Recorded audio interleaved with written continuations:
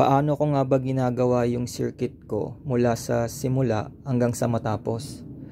So, bali may nagtatanong kasi sa comment section, paano ko nga ba yun ginagawa? So, bali gawin natin dito sa sunod ko na circuit. So, ito yung gagawin ko, up-down counter. Yung sequence niya, ako lang yung pumili. Bali, random numbers. Tapos, 6 lang siya.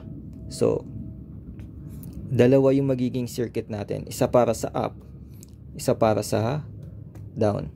So, bali, paano ko siya sisimulan? Pipili muna ako ng flip-flop. So, meron tayong dalawang common na flip-flop, which is JK at saka D flip-flop. So, ang gagamitin ko is D flip-flop kasi mas madali yung ipaliwanag. So, bali, simulan na natin. So, una, isusulat muna natin yung present state. So, pili muna tayo doon. Simulan natin sa 9. So, yun yung ating present state. Yung kanyang binary digits ay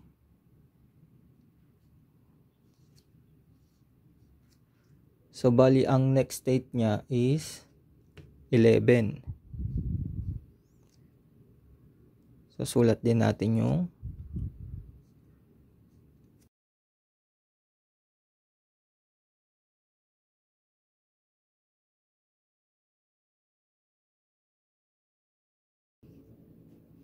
yan, nakabalik na siya sa 9.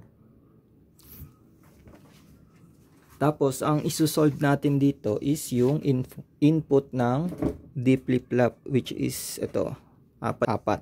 D3, D2, D1, tsaka Ds of 0. So, bali, ano ang ilalagay natin dito na input? Bali, ang D flip-flop kasi, kung ano yung input niya, yun din yung magiging output niya pag naka-receive siya ng clock pulse. So, kung makikita nyo, ito yung present. Nung naka-receive siya ng clock pulse, ito na ngayon yung naging output niya. So, bali, kung ito yung naging output niya, ito din yung naging input niya. So, bali, kokopyahin lang natin siya.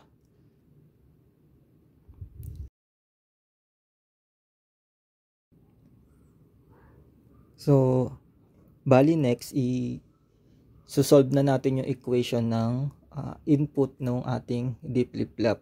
So, kailangan i-plot natin siya dito sa K-map. So, paano natin siya i-plot? Ako kasi ang technique ko, ninanumberan ko yung itong mga boxes sa K-map. So, ito 0, 1, 2, 3, 4, 5, 6, 7. Tapos dito yung 8, 9, 10, 11, 12, 15. So, bali, itong K-map na to, para to sa D3 na input. So, bali, ito yung ating ilalagay sa ating K-map dito. So, paano natin ilalagay itong ating mga input na nakuha kanina? So, kung mapapansin nyo, itong 1, titingnan nyo ngayon yan sa present, which is yung 9. So, doon natin siya ilalagay, yung 1. Tapos, 0 sa 11. 1 sa 0. 0 sa 12. Tapos, 1 sa 2. So, ayun. Tapos, the rest is don't care na.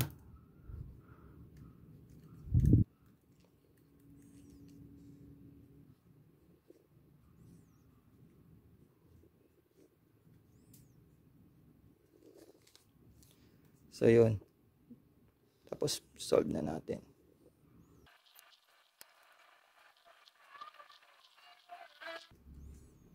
So, yun. Nakuha na natin yung equation ng Ds of 3 na input. So, bali, gawin din natin sa iba.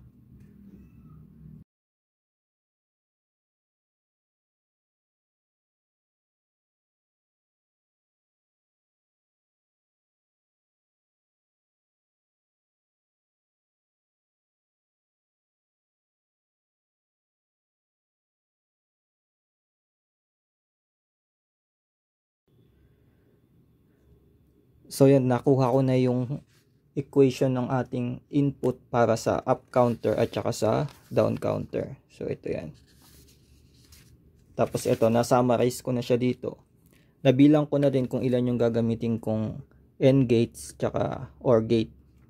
Bali gagamit nga pala ako ng 74LS 74 para sa D flip-flop.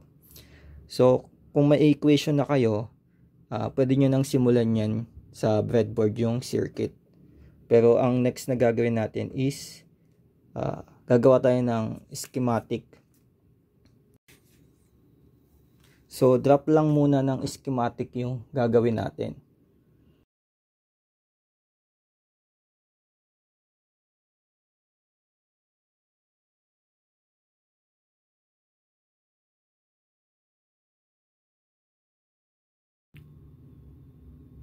Bali, ito na yung sample ng draft ng ating schematic. Bali, meron tayong 4 na D flip-flop. Yung output nito, yun yung magiging DCBA. So, itong QD, QC, QB, QA, siya na yung magiging DCBA. Tapos, yung nakuha natin equation kanina, ito yun siya, yung itong combinational na logic circuits. Tapos, may dalawa siyang set na output, isang up, tsaka isang down. Tapos ipapadaan natin siya sa multiplexer. Yung multiplexer, pipili lang siya ng isang output sa either up or down. So ito yung kanyang control, yung selector. So pag 1, ito yung magiging output. Pag 0, ito yung magiging output. So pag 1, up count siya. Pag 0, down count. So yun yung papasok dito at mapupunta sa input ng ating D flip-flop. So ganito yung kanyang schematic.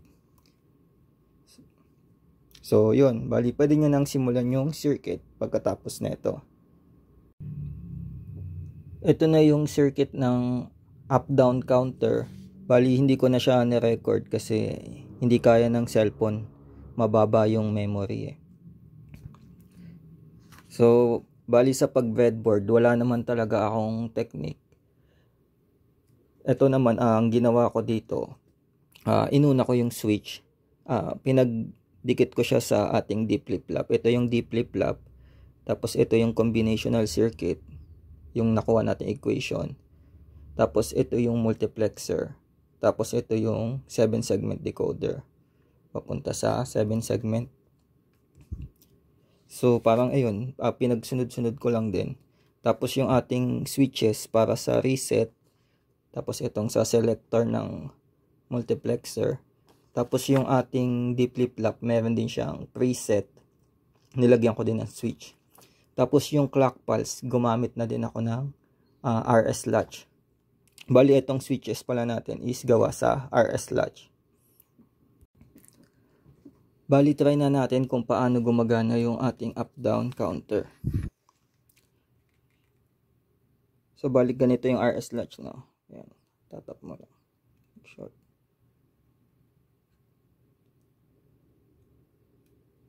So, bali ito yung reset. Pag ni-reset ko siya, ayan, magiging 0. Pag ito naman yung preset, pag pre-reset ko siya, magiging blank. Tapos ito yung selector. So pagka nag-0 siya, ibig sabihin down. Pagka naka-on, ibig sabihin nun up count. Tapos ito yung ating clock pulse. Ganun. So kung naka-up siya, 8, susundan niya lang to paikot. Or ito. 8, so 9. So yung 11 natin ito. 0, tapos 12. Ito yung 12. Tapos 2. Tapos 8. Tapos babalik sa 9. Ganun lang. Tapos ito yung pag down count. So nasan tayo? Nasa 11. So babalik siya ng 9. Tapos 8. 2. Tapos 12. Tapos 0. 11, 9. So, yun, no.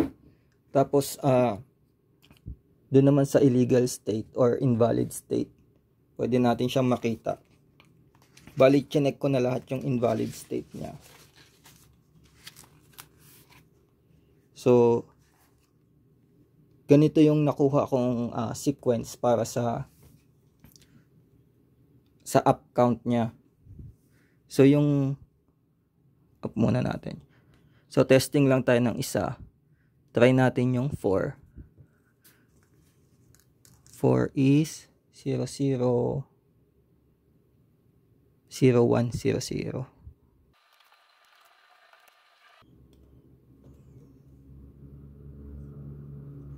So yan, i-input lang natin yung 4. Tapos tingnan natin yung kanyang. So bali 4, dapat sa 14 siya mapupunta. So ito yung 14, tapos sa 2. So yun, sa 2. Bali nag-self-recover siya. So yan. Tapos ito naman yung sa down counter. So, ano natin? So testing tayo. Yung 10 na lang. Ano ba yung 10?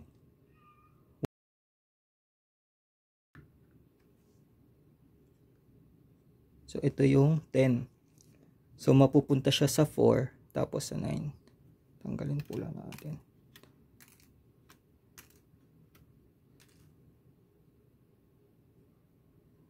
So 4 tapos 9 dapat. So yan, nag self recover din siya.